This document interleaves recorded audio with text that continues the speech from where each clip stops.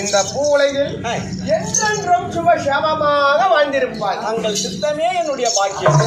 அப்படி இருந்தாலும்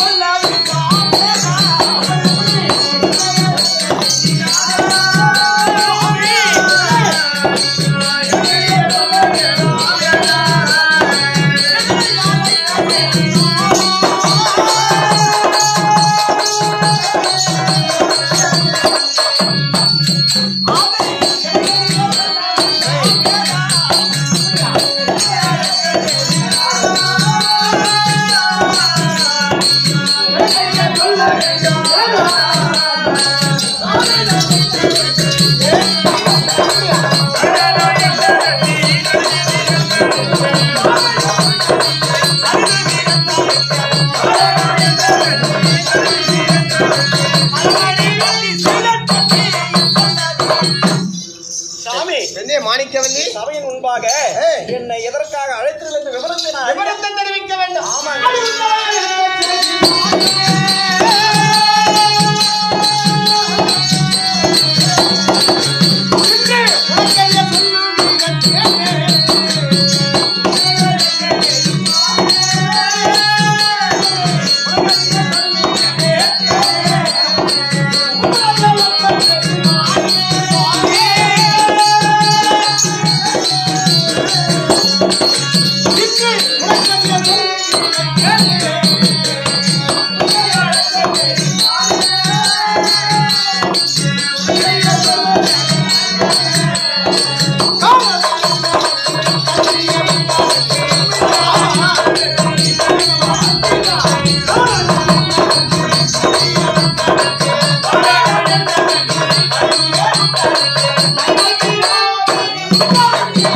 தயங்காமல் தந்து அவர்களுக்கு உபசரினம் செய்து உண்மைதான்.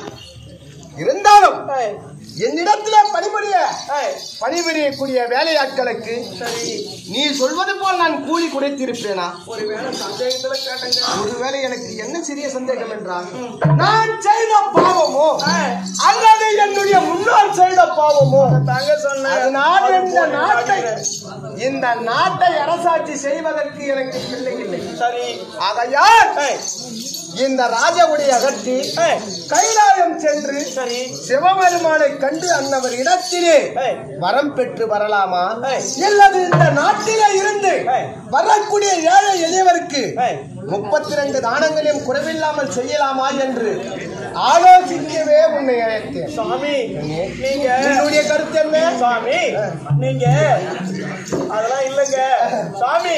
நான் சொல்றதை கேளுங்க. நீங்கள் கானகம்லாம் சென்று பரமனை கண்டு தவமெல்லாம் செய்ய தேவலங்க. அப்படி நீ தவம் செய்ய போனா என்ன விட்டுட்டு போயிடுவேன்.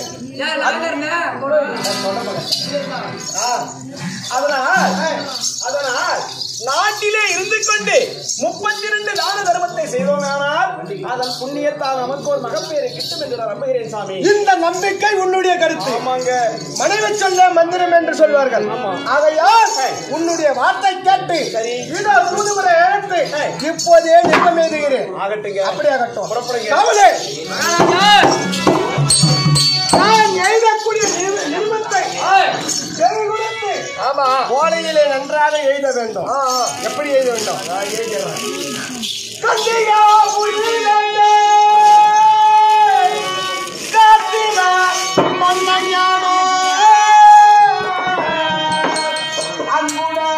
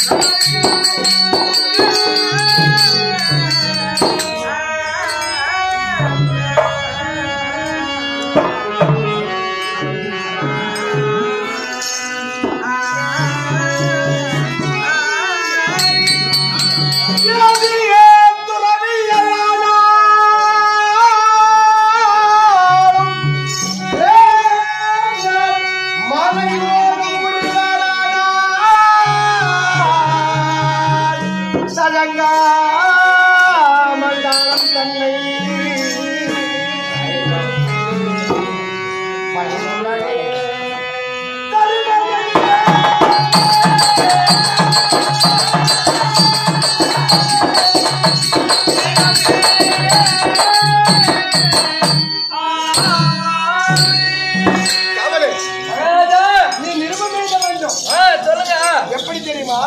கன்னியாகுமரி வேந்தன் ராஜிவ மன்னன் இந்த நாட்டு மக்களுக்கு தெரிவிப்பது என்னவென்றால் ஜோயவன் ஜொங்கவன் கட்டி சொல்லி கவிப்பாடி இந்த வீடியோ உங்களுக்கு பிடிச்சிருந்தா லைக் பண்ணுங்க, கமெண்ட் பண்ணுங்க, ஷேர் பண்ணுங்க, மறக்காம சப்ஸ்கிரைப் பண்ணுங்க.